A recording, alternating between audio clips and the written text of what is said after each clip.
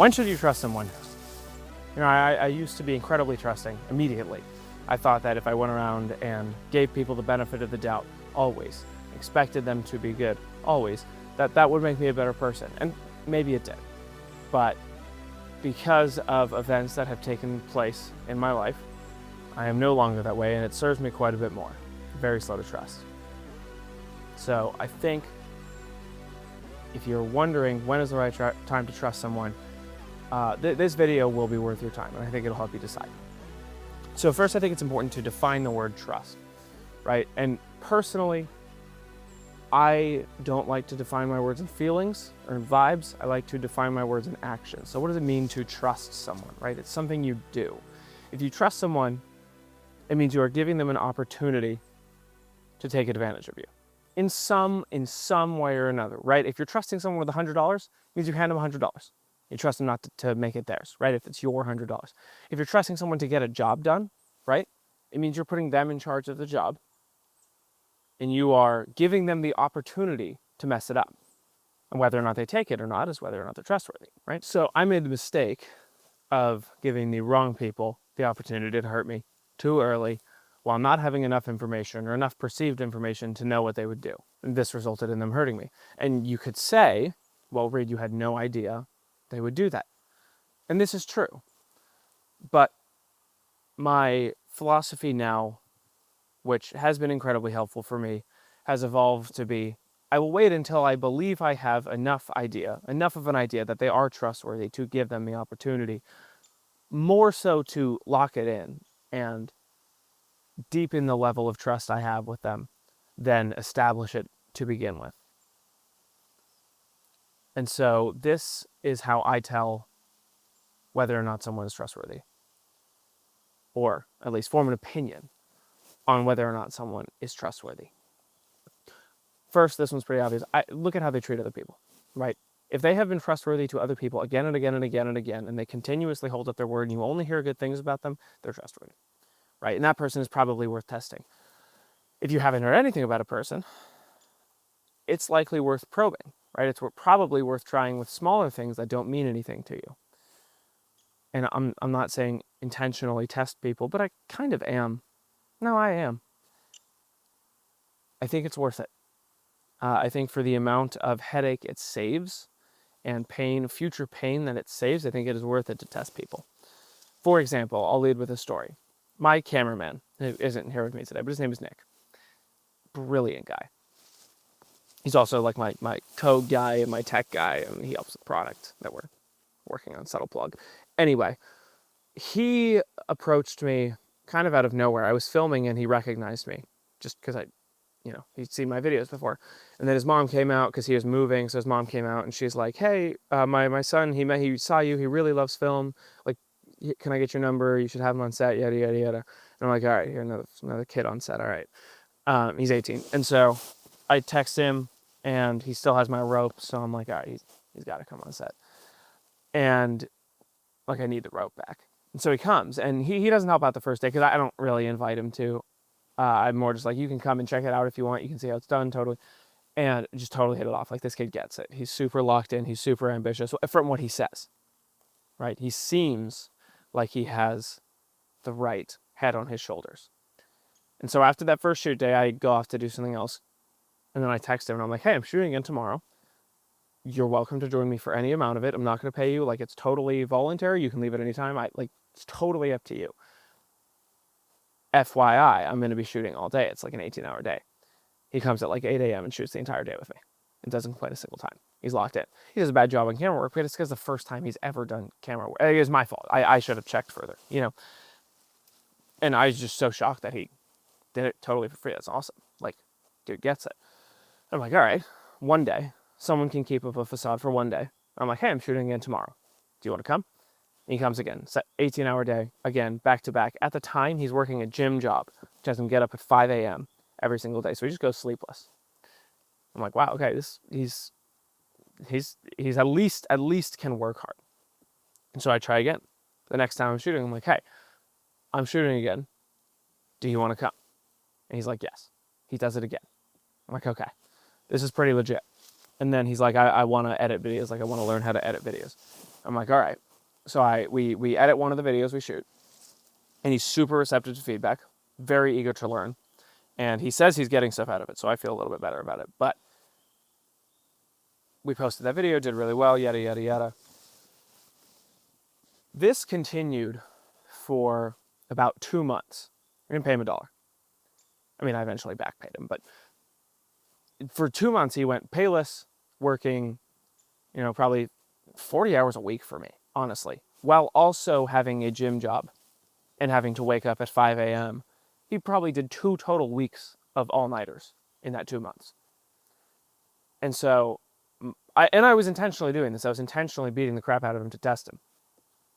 And we'll see if I'm right about this. I trust the guy a lot now, because it's like he had totally, like, those were inhumane working conditions. That was me. When I film, I have crash outs, I scream, and he just stomached all of it and was like, we're getting this done. We're making the product. And now I've employed him and I've given him a very good deal, and he has a ton of responsibility, and he's a beast. He's a beast, and I trust this guy. We'll see if I'm right. I think I am. My point is, I knew nothing about this guy, aside from the fact that he knew who I was and seemed eager and ambitious.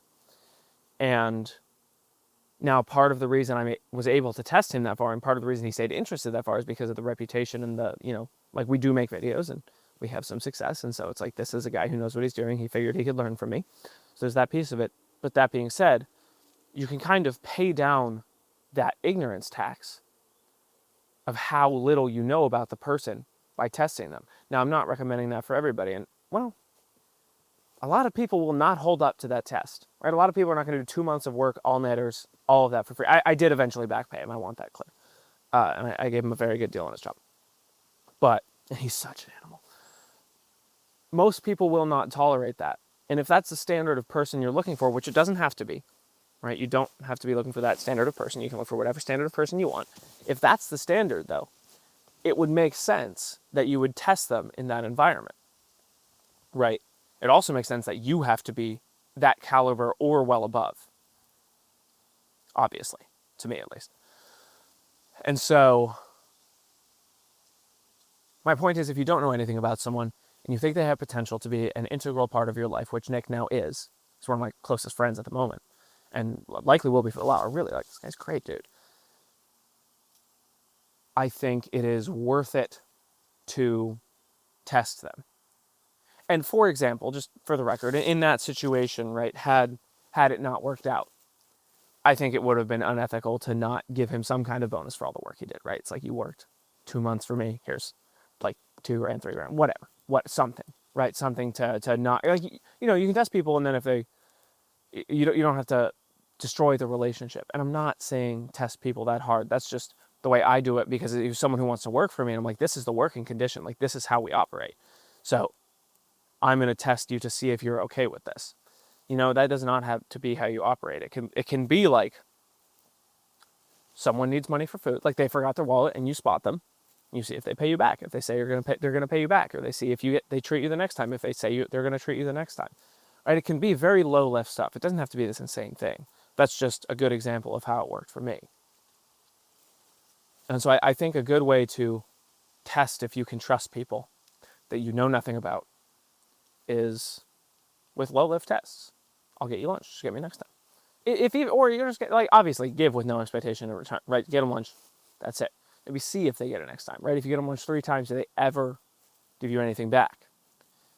And if they do, and if they're very diligent about that, right? If they have the opportunity to hurt you or to take from you in any capacity, and they don't do it, then that person is trustworthy, right? And it's not a binary too. It's not, are you trustworthy? Are you not trustworthy? It's how trustworthy are you? Because everybody breaks at a point, and that's okay.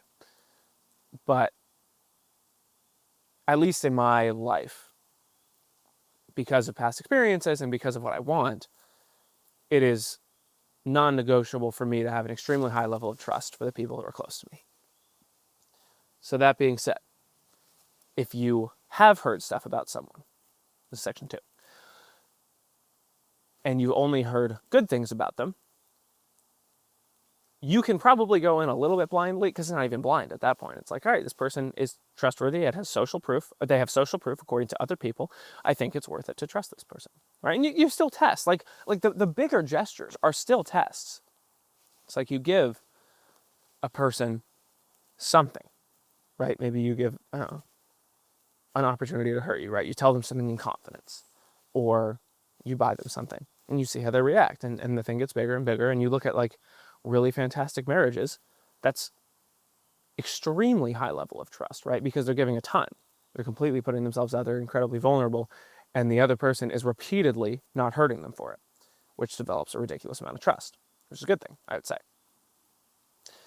So, now if you've heard some things about someone and they're bad, my opinion is tread carefully. I think it's worth it to tread carefully.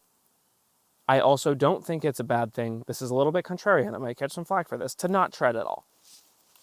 And I say that because there's 8 billion people in the world. You can find trustworthy people, right? You don't need to make this person who has a mediocre or low-level reputation. I don't think you need to be their second chance. You can, if you want to. If that makes you feel good, absolutely do it. I'm not saying don't do it. What I'm saying is I personally don't, because I just don't think it's worth it for me. It's like I can pay more for someone with trust, and that's a privilege, of course, because I have income now. I can hold out for someone I trust. That part's free. Being willing to go on your own until you find someone you trust, that part is free. And like we've all done shit in the past. I have a past bad reputation, and if someone's heard that about me, and they've heard that I'm a piece of shit, I would not blame them at all for not giving me a chance, personally. Because it's like, why would you waste your time on someone who has a low chance of working out? There's one last definition I would like to end this off with. It's confidence, right? And so confidence in the traditional social sense is like how good you feel about yourself. Well, and I think that's I think for this sake, that is a stupid definition. And the reason I think that is because I like the statistics definition of confidence quite a bit better. I think it's much more useful, and so I'm going to leave you with this. In statistics, there is something called a confidence interval. It's when you're trying to find a number. It's like you think a piece of data lies somewhere on the graph. And if you think it's between 60 and 40, you have a specific confidence interval that it's between 60 and 40, right? If you're not confident, it's very TLDR and probably horribly paraphrased. If you are not confident that the number is between 60 and 40 that you're looking for, you could have a 10% confidence interval or a 2% confidence interval, right? You're 98% confident that it's not here. And so if you have a low confidence interval that someone is trustworthy, right? If you have high confidence that they're not trustworthy, right? You have all this information that says they're not, believe the information, I would say. Of course, you can give people a chance if you'd like it, but you can also let other people do that. That being said, if you are very confident, say you almost know the number is 50. You can have 100% confidence that you can have probably 99% confidence that it's between 60 and 40, depending on the thing. Obviously, there is absolute math, and you can have 100% confidence, but that's not the point of this. So if you're very confident, if you have a lot of information, and you have experience, and you have tested this person to some degree, even if they're low-lift tests, to believe that this person is trustworthy, you can have a high confidence that they're trustworthy, and then I think it is worth executing on that. And now, of course, all of this goes with the caveat that you, too, yourself, are trustworthy. Because people who keep their word generally stick around people who keep their word. Final disclosure, this is just my experience. Take it all with a grain of salt. I don't think you have to listen to anything anyone says, and you should do whatever you want, because that's what your life is for, in my opinion. Thank you very much for watching. Have a wonderful rest of your day.